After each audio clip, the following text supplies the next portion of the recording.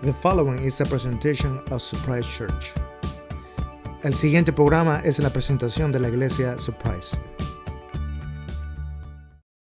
Perry Noble is a world-famous pastor. He pastors a church of probably 15 or 20,000 people, multiple campuses, multiple services, multiple cities involved in the New Spring Church movement. He's got a leadership podcast. He's well-respected, speaks at conferences, just a global name. And it's in this day and age with digital communications, pastors who preside over successful churches have the opportunity to have a much greater witness than just their Sunday morning environment. And so a lot of times we'll hear quotes or watch messages from people like him. I was listening to a leadership podcast of another pastor that is really well known around the world named Carey Nieuwhof, and he invited Perry Noble to be on his podcast and to be interviewed about leadership and about servanthood.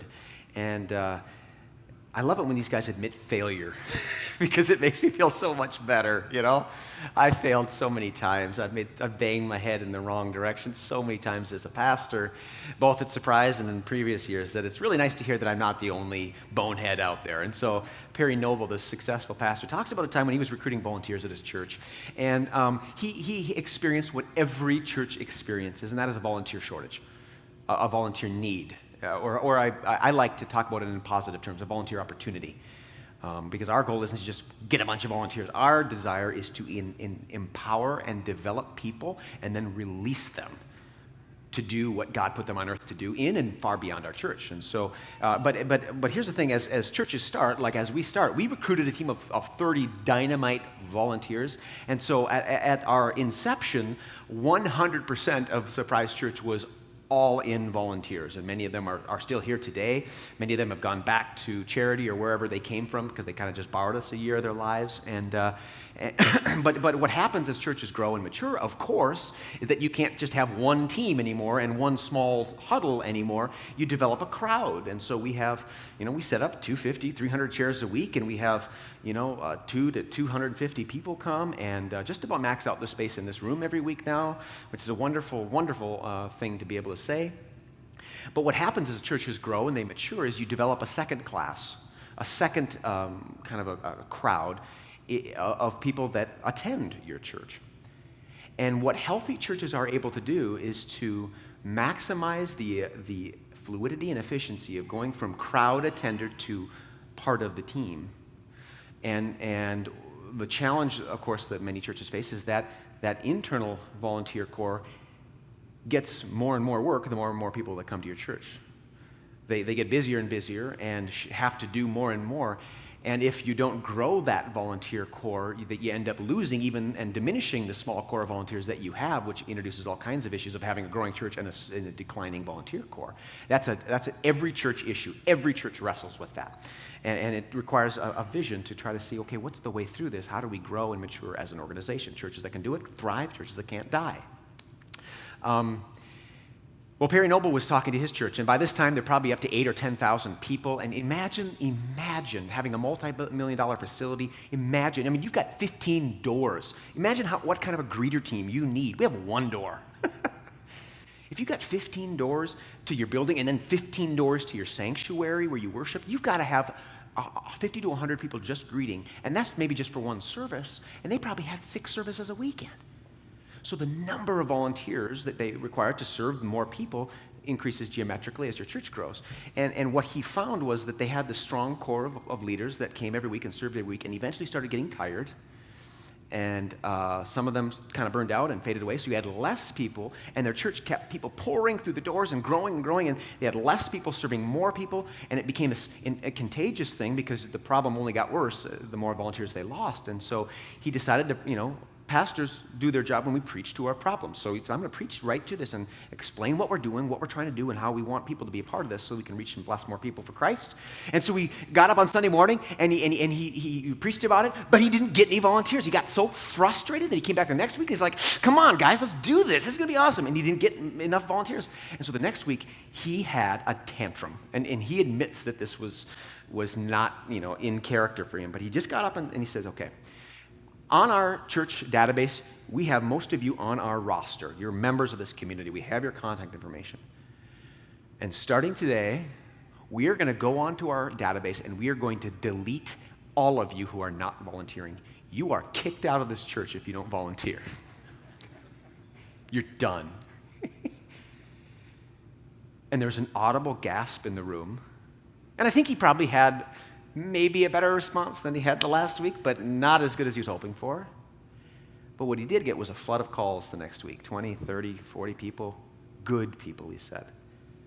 Some people maybe who were going through a medical crisis that couldn't volunteer at the time, maybe people who were taking some leave of absence from work for some health issues, maybe some people who were going through a divorce and just needed some time to sort some things out that just during this very brief chapter couldn't serve. And they called and said, are you going to really kick me out of the church because I have to travel for 2 months for work, or because how could you do that to me? I guess I won't come back. And so he said, I lost some of my best volunteers. I lost some of my best families. I lost some of my best people because I made a rash statement out of frustration.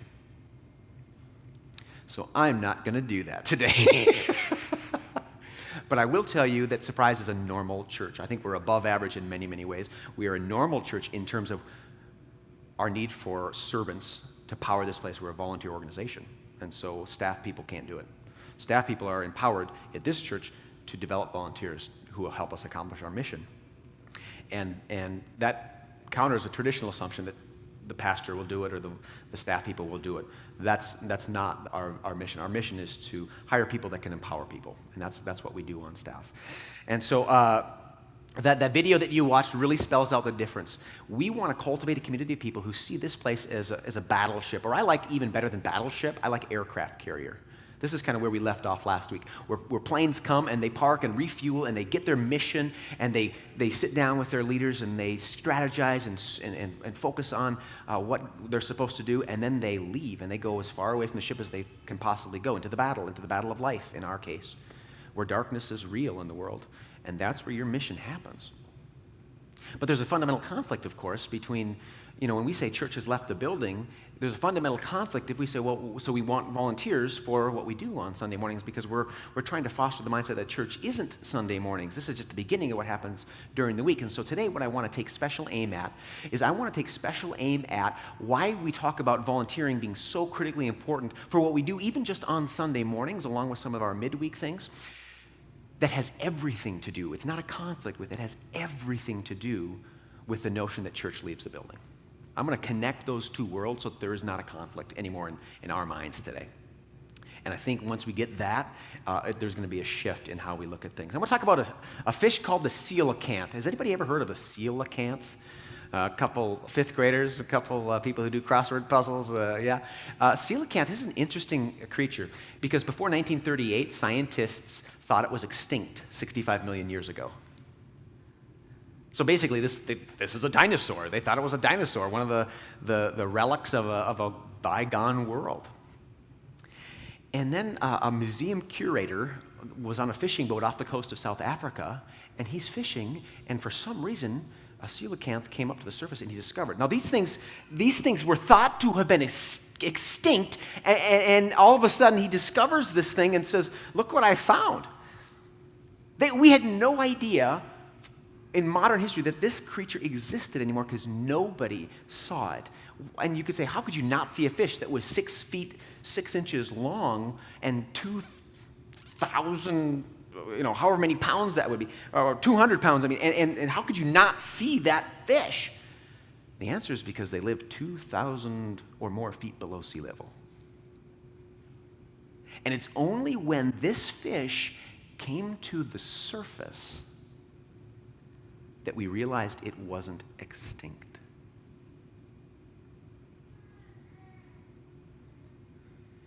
I want to show you a picture of a life that many, many people think is extinct.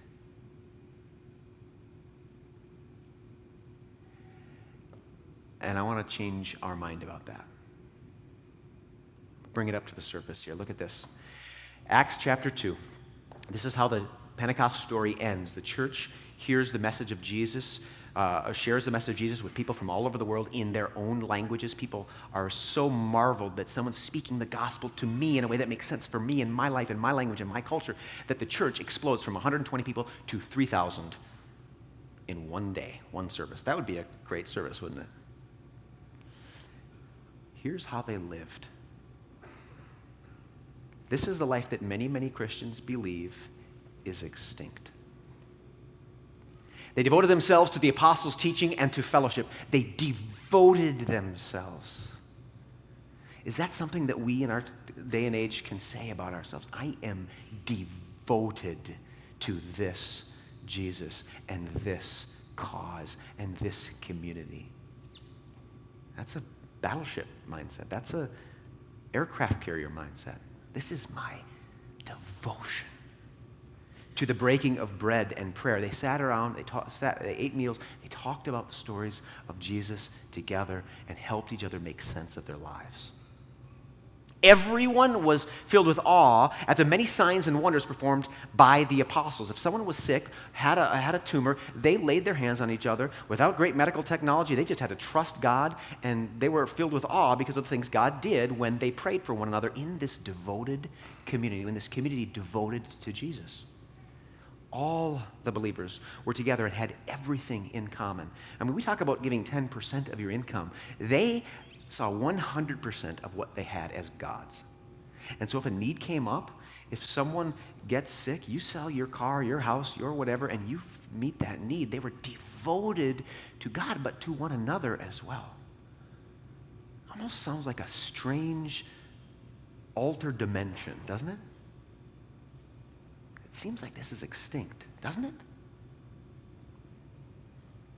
They had everything they had in common. They sold property and possessions to give to anyone who had a need. This was a devoted community. They were devoted, but it wasn't just the sense of devotion. The even bigger point is that it was a daily devotion. When Jesus ascended into heaven, before this happened, he says, go into the world and make disciples of all nations, like they started to do on Pentecost, baptizing them in the name of the Father, Son, and Holy Spirit. And lo, I am with you always. Translated directly, every single day to the very end of the age.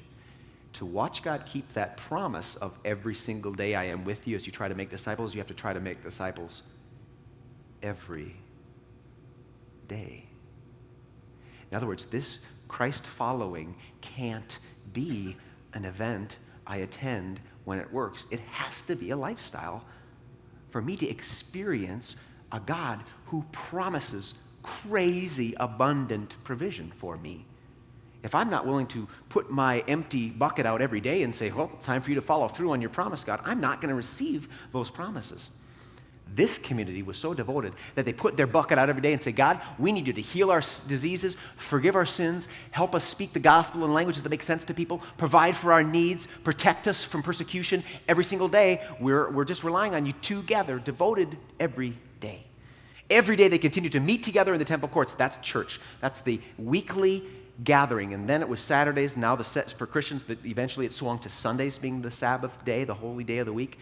They broke bread in their homes and ate together with glad and sincere hearts, praising God and enjoying the favor of all people. Therefore, they went from their church into their homes and had more of a daily routine of eating together, reminding each other of what they heard at church, what they heard from Jesus, and they had favor in the community. So they had this triangle starting to develop. And the Lord added to their number daily those who are being saved. Those two daily things have everything to do with one another. I want Surprise Church to be a church in which God adds to our number daily people who are being saved. And that can't happen if we only come together and show devotion weekly or bi-weekly or monthly.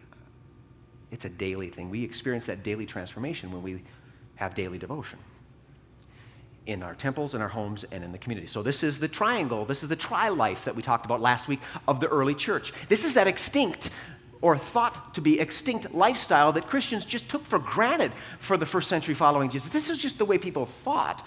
And this is the way that Christians all over the world, in most third world underdeveloped countries who aren't so packed with other options, this is the way Christians live all over the world today in places that are very much like the New Testament church. This is why the church is exploding in many places around the world, because they do this. This is the way we live. The first was the homes, where we talk about missional community. We have a table over here. Maria will be there to talk more about DNA groups and missional community if you'd like to participate in growth environments outside of Sunday where we can mimic the early church's daily devotion together. where we become a family of servant missionaries sent out as disciples who make disciples. This Wednesday, we're going to have another training session, how to live that missional lifestyle. You can find the event on our Facebook page. And as we continue through these 8 weeks of training, eventually we're going to break into missionary groups, missionary clusters that will do life together and embrace a cause in our city. It's going to be so incredible. You're not going to believe it. It is going to feel, when you read these passages in Scripture, those passages are going to make sense in a different way because you're doing it in your own life. The tri-life of the first century church continued, didn't begin, it continued in the temple. It continued at their church, where on a given day of the week, in particular, they would gather for worship, and they would gather in the temple courts outside of worship to kind of interact with the community. And what we find in the early church was it looks a lot like an iceberg. Okay? So on an iceberg, 90% of the iceberg's mass and volume is beneath the surface. But there is the part of the iceberg that you see that is above the surface. That is the proverbial tip of the iceberg, right? And so when you see an iceberg, like in the movie Titanic, the guy, I'm going to drive around this thing, but it was way bigger underwater than above the water. And so the Titanic, well, you know the story. I'm not going to make you depressed today. But the iceberg volume was beneath the surface. And what we see in the early church, and what we see in churches thriving around the world, is that daily devotion such that Sunday becomes the tip of the iceberg, where the faith, like the coelacanth, finally comes to the surface, becomes communally, publicly visible to the community in a unique, special, corporate way that can happen when in your home groups and when you're just an individual interacting as a missionary in the community. So we discover a critical, essential function in that single weekly gathering that can't happen elsewhere, that empowers and animates everything else that happens. So that your Monday, Tuesday, Wednesday, Thursday, Friday, Saturday life happen beneath the surface, quietly, subtly, in home groups, missionary communities, DNA groups, and in just your life as a missionary at your workplace and school. But Sunday is a tip. So faith, here's what I like to say. Thinking of that coelacanth, faith surfaces on Sunday. And I want to contrast the cruise ship mentality with the battleship or aircraft carrier mentality here, the daily devotion mentality of the early church. When I am a Christian motivated by daily devotion, when Jesus has so moved in my heart that I am driven to live a lifestyle as a follower of Jesus, missionary for Jesus, and a disciple maker, not just a disciple, here's what happens. Sunday worship becomes an extension of my missionary lifestyle. It becomes the tip of an iceberg that is all throughout my week. Now, if you don't see a tip of the iceberg, there is no iceberg, right? I mean, I don't know how the physics works, but there's a math equation for the 10% that pops up above the surface, so that if we don't have a missionary lifestyle on Sundays, it's not really going to happen during the week. Sunday becomes that extension. Secondly, it becomes a place where I see disciple making as my priority, not being discipled. Certainly I grow, I experience growth, I hear inspiration, but Sunday is my opportunity. If I'm thinking of myself as a missionary for Jesus, it's a place for me to make disciples.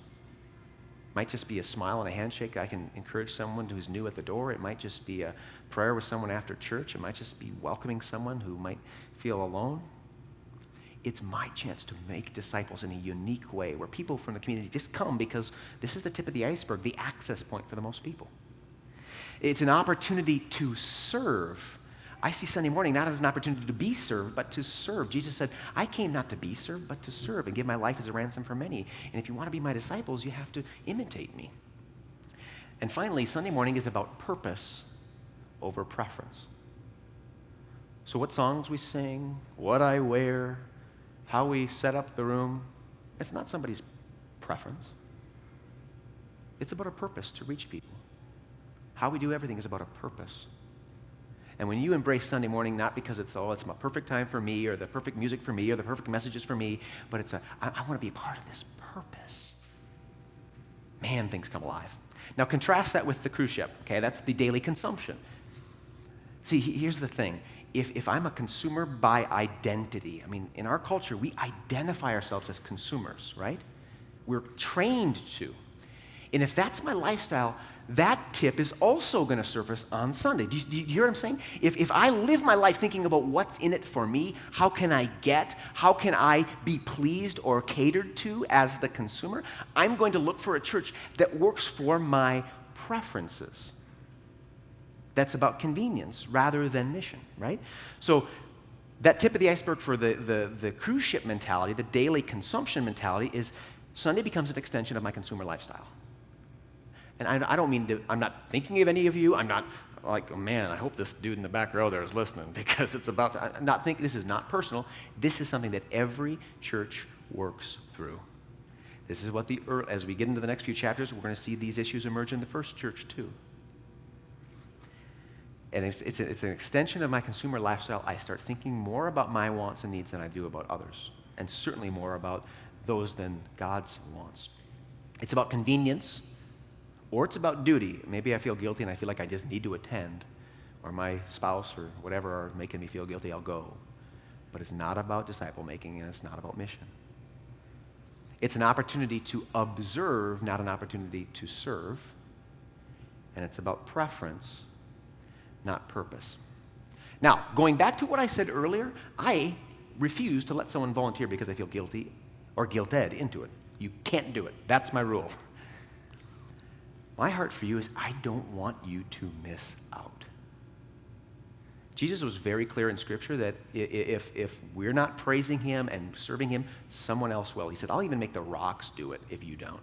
So he's going to do what he's going to do in this city with or without us. I just don't want you to miss out. I don't want this church to miss out. I don't want to miss the chance in heaven to say we were a part of that.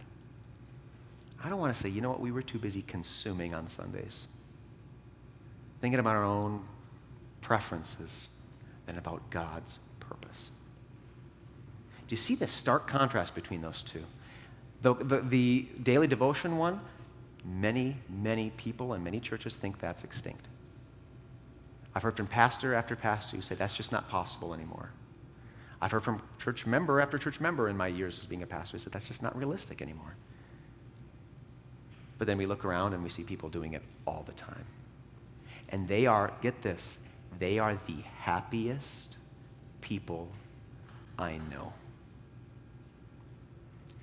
I want to put something in front of you that I hope gets your blood pumping. Last week when I was talking about volunteering and giving, I talked to a woman in our church on the phone afterwards, and she said, I want to be a part of this. I want to start tithing, and I want to start volunteering, and I'll tell you why. Because when you were talking about those things last Sunday, I started feeling a flutter in my stomach. And I said, well, are you pregnant? Because that's what my wife said she felt when the baby started kicking. I mean, you might want to check. I don't know. He said, no, not worried about that. I really feel like God is calling me to this. I really feel excited. I felt like when you were talking about that, it was just like God was saying, it's time. And there was not a hint of obligation. There was not a hint of duty. There was not a hint of convenience. It was about, this is what I was made for. And I'm like, yes. The light bulb goes on. There's nothing more joy-giving for me as a pastor when that light bulb goes on. And they're like, that person, they get it. And those people are the funnest to serve with. Those people are the funnest to empower as a leader because, man, they get it. They're on mission. They're on the ship. And we're headed in the right direction. I want to put in front of you a mission right now for this church that is going to take daily devotion. Here's the thing. I believe that if we just say we want a church full of New Testament Christians that are just like the early church, and we say our only goal is just to keep having church at 11 o'clock on Sundays, we're not saying, God, we expect you to come through for us. We're not saying we need that. We're just saying, well, if it happens, that's great. And I feel convicted by the Holy Spirit of just having too small of a dream, for having too low expectations. When Jesus said, if you pray and ask for help, I'm going to give you the help because I want to change the world through you. If we take him seriously, that means we have to have world-changing goals. So I want to put something in front of you right now that I'm calling a daily faith vision, a vision that would be absolutely impossible unless we have a church full of people who have daily devotion and not extinct, seal camp, below the surface, not really there, consumeristic faith. Check this out. We envision at Surprise, a movement of 1,000 disciple makers by 2020. comprised of a diverse network of at least 25 missional communities and 3 campuses that bring transformation to Bismarck, North Dakota, and to the ends of the earth. Translation: we're going to do things, not set in stone yet, but this is what we're praying about. We're going to do things like are written on the bottom of that screen. I believe God's doing something in this city and in Mandan. I believe there's doors opening, that we have the people, the capabilities, and the leaders, and the funds right now even to launch another campus in Mandan. I believe God's doing something over there. There's 10,000 unchurched people in that city. There's 50,000 unchurched people in Bismarck. There's over 50,000 unchurched people within 10 minutes of this spot. That's 50 or 60,000 people who God could wake up to be a part of a world-changing mission. That gets my blood pumping. I don't know about you. That gets my stomach fluttering. I don't know about you. So in the fall of 2016, that's this fall, as you can look around the room, we can't really fit too many more chairs in here, and once we dismiss kids, it looks a little bit more open, but we're pretty much at capacity. And so if we want to honor God's call for this church to influence more people, we're going to probably have to look at doing more than one service. We haven't finalized that yet, and the leadership team and I are praying about that. We'll probably decide that in the next month or so. Well, what's the big challenge of starting 2 services? The same volunteer pool that I talked to you about earlier either doubles their work, or we need twice as many volunteers, right? So that you serve one and sit one. You come to the 9:30 and worship and serve the 11, or you come to the 9:30 and serve and then worship at the 11, vice versa, whatever. That's what it takes for a church to take that next step, and many churches can't and don't, and I refuse to be that church. I also refused to just pour more on the shoulders of our volunteers just to offer people another convenient option, because we don't want to be the cruise ship church. So I am not going to have a 9:30 service this fall just because you want to go out to eat sooner on Sundays. That's crazy. That's fostering exactly what we want to, not have. We would do it because it's about a purpose, not a preference. And the only way we'll be able to do it if God answers our prayer for people to step up and say, I want to serve at least one service every Sunday that I'm around. Pick a Sunday, 2 Sundays, 3 Sundays a month. Some people serve here every single week, and they're working hard. I'm putting this in front of you, and I believe that we've been praying for 100 new volunteers to make this happen. And here's the deal. Adding another service is not the goal here. Influencing more people is the goal. And as we multiply ourselves and double our volunteer capacity to do that, then we're going to be able to create mechanisms that we're going to be able to put in place to multiply our campuses in the years ahead. So that in places like West Fargo and Mandan, we're going to be able to multiply and send leaders and make a real dent in this world for the kingdom. And other churches are going to start seeing that and say, we want to do that too. How did you do that? Teach us how to do that. And we're going to share what we've learned, and we're going to be a part of a movement. This is a daily faith vision, though. This is, in the prodigal son story that we talk about, this is the good older brother that wasn't grumpy about using resources and time to welcome lost sons and daughters home, and was willing to plan a party, a surprise party, rather than stand outside with his arms folded because the party wasn't for him. But unless we take that step, we're going to miss out on so much joy. Look at what Jesus said in Luke chapter 10, verse 2. Here's what he prayed. The harvest is plentiful, but the workers are few. Even in Jesus' day, they had volunteer shortages. Here's what he says to do. Ask the Lord of the harvest, therefore, to send out workers into his harvest field. Would you join me and just take your phone out? Whether you have a smartphone, this is one of those rare moments where your dumb phone will do just fine. And go ahead, if you have not yet, please set right now an alarm for 10:02. And just, if you want to title it 10:02 prayer. Or just set your alarm for 10:02. I love it when our staff meetings get together at 10 o'clock on Mondays, our phone starts going crazy, and we're like, well, let's pray. Wherever you are, if you can only do a silent alarm, or if you need to set it at a different time because you're in the middle of open heart surgery at that time, if you're a heart surgeon, that's fine. Actually take a break from open heart surgery and pray. The guy will understand. And do what Jesus told us to do here when we want to dream big with him. Pray that the Lord of the harvest will send forth laborers, because he says that when Jesus looks around our city, when Jesus looks around this world, he sees fields that are ripe. We might only be able to see barren wasteland, but when he looks around and sees the same darkness, same pain, same disappointment, same corruption, same bitterness, same conflict, same family breakdown, when he looks around, it's like he's looking into a cornfield in the middle of October. He says, this community is ready. If we just have the laborers and the leaders of the laborers that we need, we are going to reap a harvest for God that we've never imagined possible. And I want you to be a part of that. I don't want you to miss out because you're reclining on a cruise ship. What a waste that would be. Okay? So, 10:02, pray with us every day. And here's what's going to happen. I think, number one, God is going to answer that prayer. He's going to send us laborers, and he's doing that right now. It's amazing the kind of people that we're getting to start kind of merging into this church's vision. And there's a lot of things that are in the pipeline of people that are interested in participating that aren't even here yet, that I just can't wait to share with you down the road. But here's what else is going to happen. You're taking a risk when you do that. Because the number one thing he's going to do is he's going to change your heart. If you're currently volunteering, he's going to help you volunteer for the right reasons. Reasons that will save you from burnout and frustration and selfishness and preference over purpose. If you're not volunteer yet, he's going to draw you to it. He's going to magnetize you to the purpose that we have. So it starts with just asking the Lord of the heart of us to give us the eyes to see the opportunities all around us to make a difference for him and to pull us in the direction of where he put us on earth to go. I'm going to invite you to just take this form out as Sergiana comes up. Take this awesome volunteer form. Just take a peek at it, because this is what you're going to be your roadmap for what we're going to do right after church. It says, amazing things happen when church becomes a way to serve instead of a way to consume. Pick one or more teams to test drive for a month and watch God show up. A couple things here. Just talking down this list. Our setup ninjas, we had 2 people here to set this entire room up yesterday. As you can imagine, this time of year, people get spread out, a lot of traveling. You think those 2 people are going to want to do it every Sunday all by themselves all year? Of course not. So we need more laborers for that team, our setup team. We had 1 media person who knew how to do all this yesterday. Sometimes we only have 1 or 2 that are available. So we need more specialized laborers who know how to run our specialized equipment.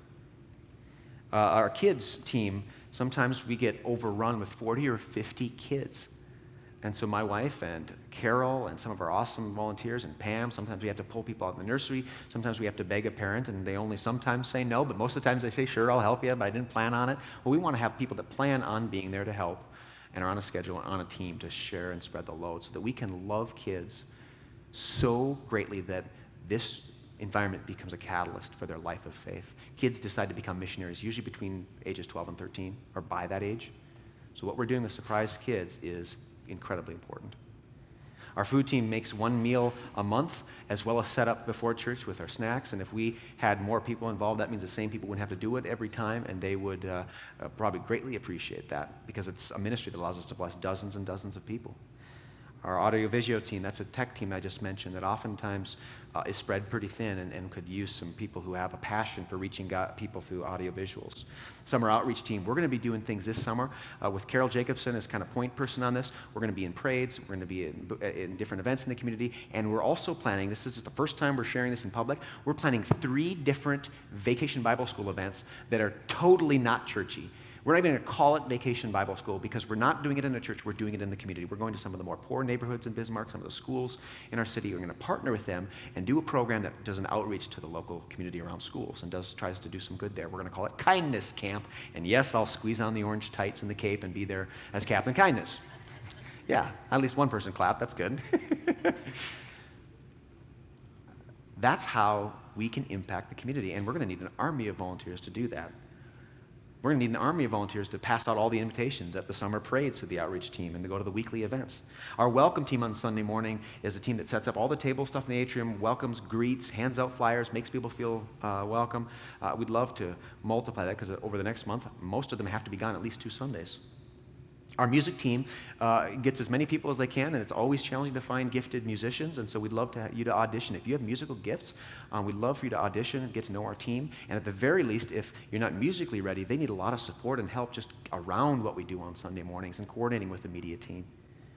Our prayer team, we have as many people, sometimes, some Sundays, I have to go and pray and pull people to come and pray because we don't have a full prayer team yet for all the people that want prayer and to pray for those many requests that come in throughout the week.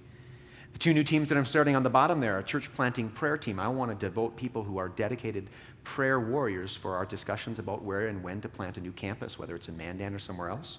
And I'm also starting a church planting residency so that if God has given you leadership gifts and kingdom expansion passions, we'd like to kind of create a residency program where you participate on the inside of what we're doing so that you can do it elsewhere as we start a new church someday. And then we have our guest liaison team where they help love on first-time guests. And we're going to have a Philippines table where folks from the Philippines will like to meet you, and on and on. So just don't leave after church. That's a long way of saying just don't leave after church. Check a box and then go at least visit that table. You can grab communion, sign up for that team too. And all these things aren't just to keep you busy on Sunday. All these things are so that we can express a missionary spirit as the tip of the iceberg to a life of daily devotion. Sargiana, come on up here. Welcome, Sargiana, if you don't mind, guys. Sargiana is on our welcome team, and she actually reached out to me this week. I didn't even have to recruit her, which was awesome, and just said, you know what, I'd like to share some things about why I volunteer. And I said, groovy. So, Sargiana, tell us why you decided to kind of take a step over the line to volunteer and what it's meant for you. As Pastor Matt said, I'm Sargiana, and I've been coming to Surprise for about 1.5 years, but have been volunteering for about 7 months. I thought about volunteering for a long time prior to when I actually did it. Every week I'd get the Connect card, look at the volunteer opportunities, and just gave every excuse in the book to not do it. My biggest excuse was, I'm too busy, I have too much going on, I'm a busy parent, I just can't commit to this. One week during a service, Pastor Matt talked about going outside your comfort zone and trying something new. And at that point, I had that kind of aha moment, like he was directly speaking towards me in this instance, that I needed to step outside that comfort zone and volunteer. So that week, I signed the Connect card. I committed to volunteering to the welcome team because, as selfish as I was, I thought that would be probably the easiest for me to do because I like to talk and I like to be welcoming to people, I guess. So that's the reason why I signed up for that. Volunteering has blessed me in like so many ways. I get to meet a lot of new people. I get to connect with those people that I don't think would have ever happened if I hadn't signed up for volunteering. And it's just a fun time. I laugh every single Sunday before I volunteer, before I come into church, because it's such a fun group of people. So as Pastor Matt said, I encourage all of you to sign up for something, to test drive it for a month, and I know you won't regret it. Thank you. Thanks, Sarge. Thanks, Sarge. Love you. Thank you so very much. Couldn't have said it any better. I think that just spells it up. It's going to be an opportunity to not miss out. She was, like many of us, worried about signing your life away and having to just miss out on the flexibility and freedom to do whatever you want. And she and many of our volunteers are finding it's just the opposite. You miss out if you don't be a part of this movement. It's a movement. We're not just doing church, we're doing life. A couple closing thoughts, and then we're going to invite the band back up. We're running a little late, but I just felt like there's a couple points I just really needed to emphasize today. And since I don't type out my sermons, I can't tell you how long it's always going to be, so just bear with us. We're going to close in song in a moment, a song that talks about God's plans for this city. But 2 final points as I close. Number 1, spiritual maturity we've been saying is this: God growing us past our tendency to consume to our calling to serve. That looks different in India and Asia and Africa because that isn't their issue there. If you live in a third world society, consumption is not your issue. That's your problem. You don't have things to consume. Here, this is our problem.